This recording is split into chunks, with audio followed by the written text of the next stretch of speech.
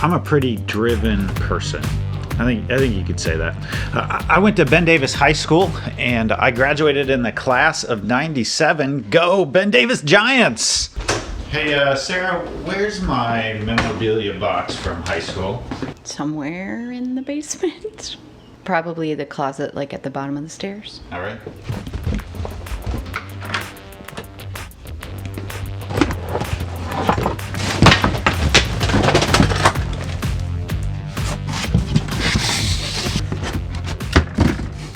I graduated in the top 20 in a class of 900. I worked, well, kind of hard to do that. At least I think I earned it. And then I went off to Wheaton College, which is sometimes called the Harvard of evangelical schools. In my first semester there, I took this class called Dynamics of Spiritual Growth. It was a class about, well, growing spiritually. And I got my lowest grade of all of my time at Wheaton. It was a B-. Now, ever since I've taken that class, I have read and reread those books over and over again. Celebration of Discipline by Richard Foster, The Great Divorce and Letters to Malcolm, Chiefly on Prayer by C.S. Lewis, The Divine Conspiracy by Dallas Willard. Perhaps every time I read those books, I am trying to earn a better grade. When I went off to seminary, I went to Duke University because of the professor, Richard Heitzenreiter, who was a world-class John Wesley theologian at the time. By the way, this is not a bust of John Wesley. That's Francis Asbury. I had a bust of John Wesley up until a couple of minutes ago when I dropped it and it cracked on the floor. I got a fellowship at Duke that paid for all of my studies there. But because of that, I felt like I had to earn it. So I threw myself into serious hard work.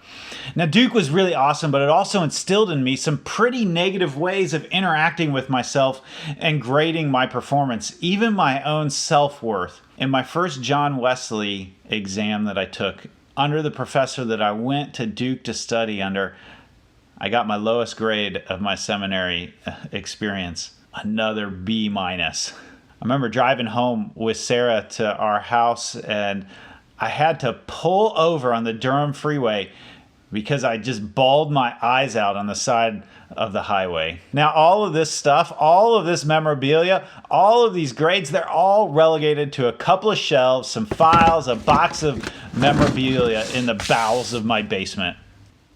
So graduation Sunday, yay, congrats! You've earned it. Hey, here's a question I want you to talk about. What has been your experience of earning something? Like, for example, a graduation. Let's talk about that.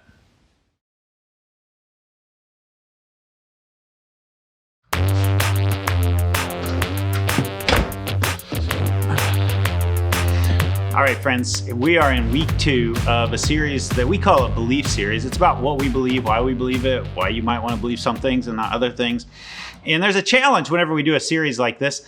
We take the muzzle off of me and Pastor Mark, and we let us sort of geek out for a couple weeks on things that we think are really important that maybe sometimes you don't spend as much time thinking about. So here's the challenge through this whole series, is to take a sort of academic topic, an academic book, and make it really engaging, and especially engaging today to our graduates. That's the challenge, all right? Challenge accepted. Boom goes the dynamite. Let's get into this. So this whole series is based on a book by a guy named Justo Gonzalez. He's a Cuban-American Christian historian and a Methodist pastor. And it's about St. Augustine. The title of the book is The Mestizo Augustine. Now, the word mestizo means a person of two cultures. Now, Augustine was a man of two cultures. He was from North Africa, so he's got this African foot that he stands on sometimes. But he also was trained in Rome, so he's got this Roman foot that he stands on sometimes. And these two end up being kind of ancient rivals, sort of the North African rival and the European rival. I mean, that still sounds familiar today, right? Today's ancient rivalry is Britain versus Africa. Law and works versus grace. Here's the question of today's big rivalry. Do we work to earn God's love and salvation, or is it a free gift of God's grace? In one corner of this ancient rivalry, hailing from the British Isles, is Pelagius. Now, Pelagius was born in Britain, but his parents sent him to Rome to study law, and then he moved to North Africa, where Augustine was from, before moving on to Ephesus in Greece, and then eventually dying in Egypt. Pelagius' parents sent him to Rome to study law, but while he was there, he lived a very monkish lifestyle. No, not like a D&D monk. More like a medieval monk. In the other corner of this ancient rivalry, hailing from North Africa, St. Augustine, the Bishop of Hippo! Now, Augustine and Pelagius actually overlapped in time in Rome, but they never met each other while they were there.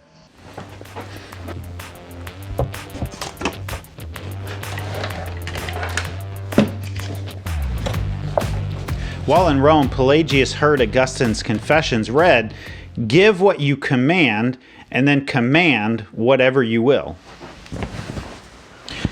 When Pelagius heard this, he thought, does this mean that if we sin, God has not given us the power to not sin? Or is God to blame for our faults? Or is God to blame for our disobedience? Or do we work to earn merit and our own graduation into salvation? Pelagius doesn't have a very big platform or many followers, but the hits the fan when his disciple and follower Celestius tries to tag in and be ordained in Carthage, and in the process is deemed a heretic. Augustine, on the other hand, had the bigger platform. He was the most prominent bishop in the region, and he had the most followers.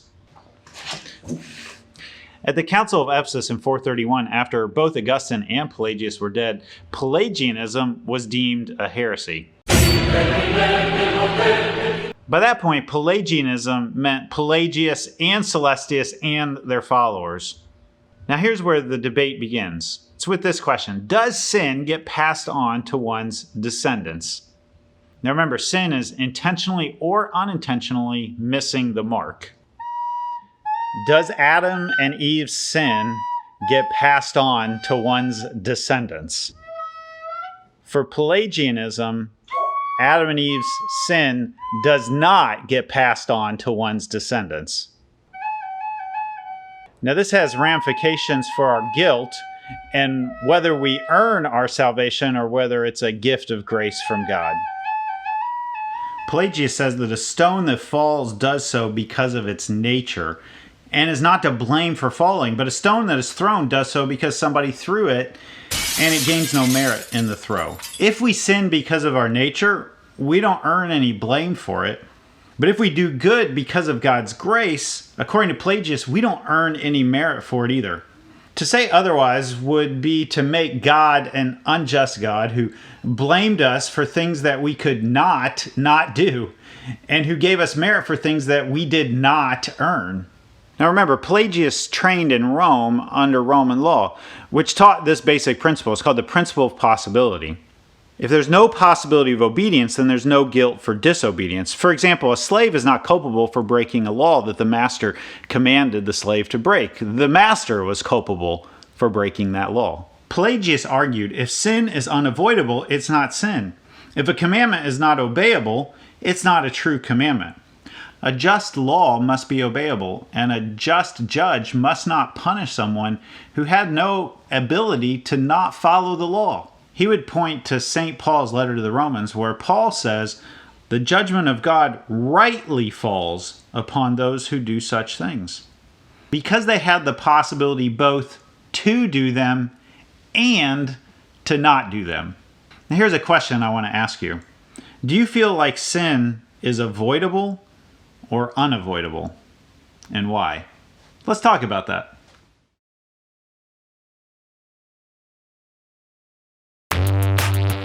So Gonzalez sums up Pelagius in this way.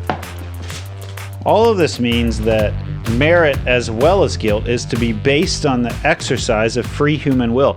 Those who act according to their own will deserve a reward or a punishment, but those who do so by nature or moved by God deserve neither one nor the other. Or a little further on, he sums Pelagius in this way: God gives grace to those who ask for it and deserve it, and not to those who do not ask for it or deserve it. You could sum Pelagius up in this way. You work to earn God's salvation. God is like Angelica. Eliza, I'm looking for a mind at work. I'm looking for a mind at work. I'm looking for a mind at work. Looking for somebody at work to earn God's favor.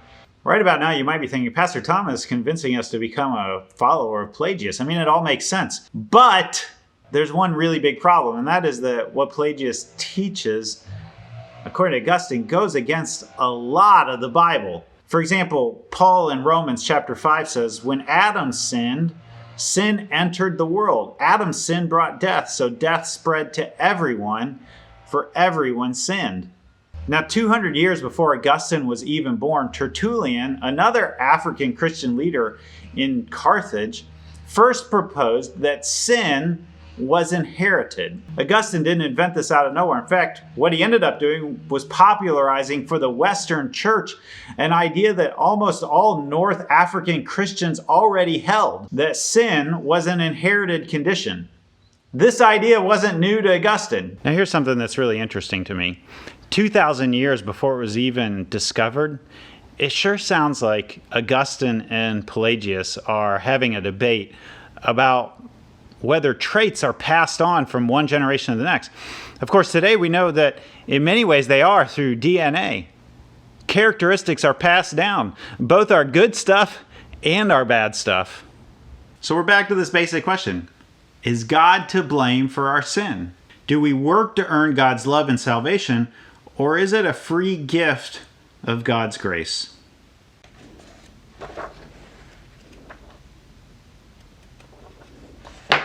From the perspective of the Pelagians with their background in Roman law, Augustine's God was unjust and capricious.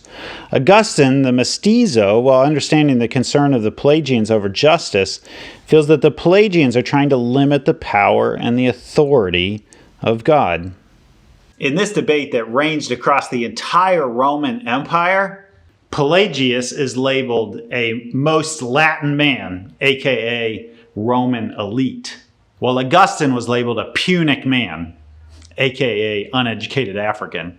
Does this rivalry sound familiar? Well, over time, the quote, uneducated African wins most of the debates. In fact, you may not even recognize it, but much of the way that you think about Christianity is influenced by Augustine and this debate that he had with Pelagius. Now here's how Augustine wins. He develops this idea of concupiscence. Now usually when we think about concupiscence, we think about it as sexual sin. But that's not what Augustine meant.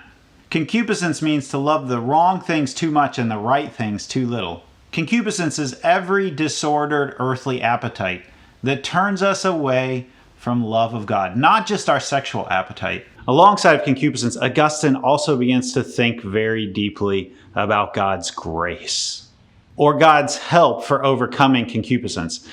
Augustine develops a very illuminating metaphor for thinking about this.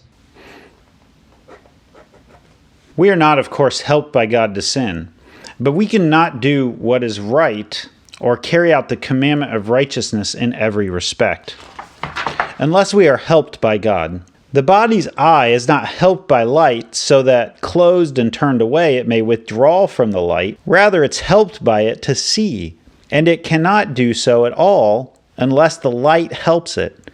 In the same way, God, who is the light of the interior human being, helps the sight of our mind so that we do something good, not according to our own righteousness, but according to His righteousness. But if we turn away from Him, that is our fault.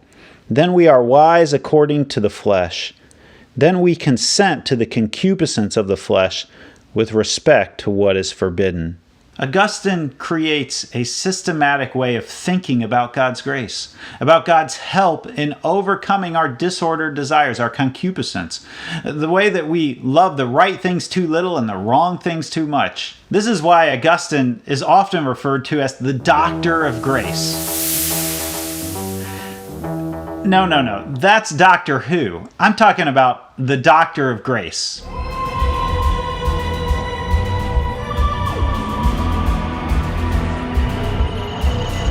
So Augustine has thought deeply in this rivalry with Pelagius and reflected on the Bible and what it has to say, and he's developed this idea of first concupiscence and second God's grace or help in overcoming concupiscence. But now we ask the question, how are we responsible or not for our sin? And at this point, he reflects more deeply on our free will. Our free will is our own responsibility for dealing with our concupiscence. Free will is the ability that we have to act out of ourselves. So here's how Augustine thinks about free will. First of all, Adam and Eve are created in the Garden of Eden, and humanity's freedom is limitless in the garden. We are free to not sin, and we are free to sin. After sin enters into the world, our freedom becomes limited toward and within the negative. We are not free to not sin, but we are still free to sin. Our field of freedom is limited.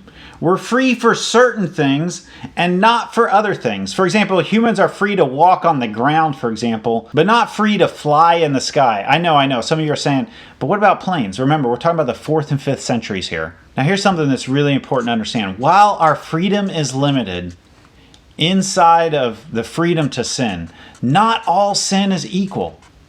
We have a freedom to choose one of many paths in a sinful sphere. Not all paths are equally sinful. Some do more harm than others. For example, sneaking a cookie versus a school shooting. Now, the good news is that in Christ, there is a restoration of the human being. There's a restoration of our freedom. We regain our freedom to not sin, to act virtuously. And we still have the freedom to sin, which unfortunately we act in all of the time. Now, Augustine would point to St. Paul in Romans chapter 5, and here's where he takes all of this from. And the result of God's gracious gift is very different from the result of that one man's sin. He's talking about Adam. Yes, Adam's one sin brings condemnation for everyone, but Christ's one act of righteousness brings a right relationship with God and new life for everyone. Because one person disobeyed God, many became sinners. But because one other person obeyed God, that is Christ, many will be made righteous. Because of Jesus' faithfulness, we are saved. We didn't earn it. Jesus earned it. Jesus did the work to earn our salvation for us. Now here's where things get really cool with Augustine. In eternity, the sphere of our freedom is once again limited, but in a positive direction rather than a negative one. We still retain the freedom to not sin, but we lose the freedom to sin. Now, we're not there yet. We still have the freedom to sin. And Paul speaks about this as he goes into the 6th chapter of Romans. He says, well then, should we keep on sinning so that God can show us more and more of his wonderful grace? Of course not. Of course not. Here's how Augustine puts it in his own words. Thus, the original freedom of the will was the possibility not to sin, but the final freedom will far exceed it, for it will be not having the freedom to sin. The original immortality was in being able not to die, but the final will be not to be able to die. So how do we take the first step if we are not free to not sin? How do we take that first step back towards God? God's grace enables us to take that first step back towards God, to regain in Christ the freedom to not sin. Without God's grace, we are not free to move from the state of inherited sin to the state of redemption. Or as John, one of Jesus' closest followers, says, we love because God first loved us. Pelagius says, sinner, heal thyself. But Augustine, the doctor of grace, says, sinner, find a physician. You see, we have the freedom to become sick, but once we're sick, Augustine says, we need a physician to help us regain our health. So here's a question I have for you. When was a time you got sick and needed help outside yourself to heal you? Let's talk about that.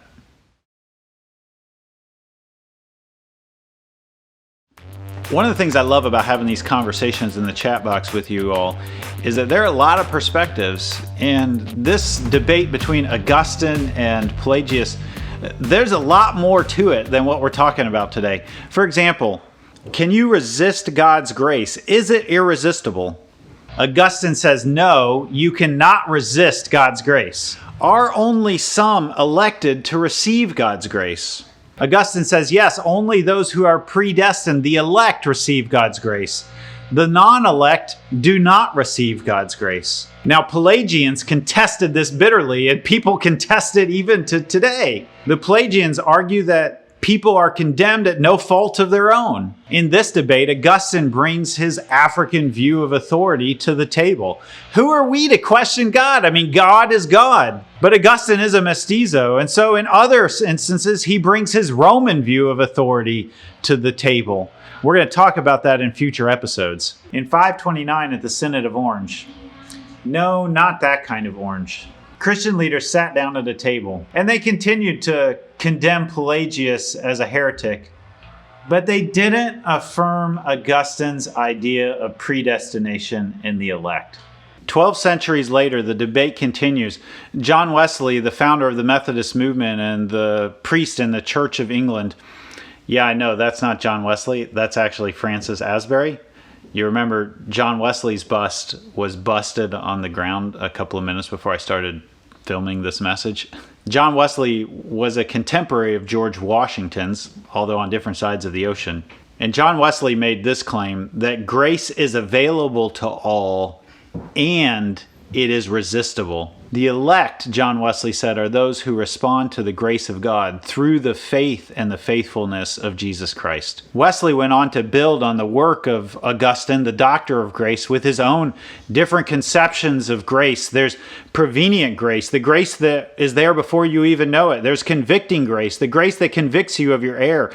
There's justifying grace, the grace that pardons you, or regenerating grace, the grace that makes you into a new creation. There's sanctifying grace, which perfects you in love, and glorifying grace, where you are no longer free to sin. Does that sound familiar? Augustine and Wesley both built on this idea of grace, a sort of means of grace or channels by which God's grace is infused into us. You can think of these as where God said God would show up. In baptism, in communion, in reading the scriptures, in prayer, in church service, in worship. These are places, these are means of God's grace, channels that are infused with God's grace. What has been a means of God's grace for you?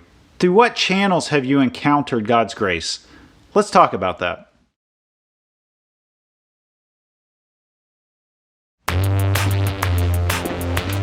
Well, congratulations, graduates.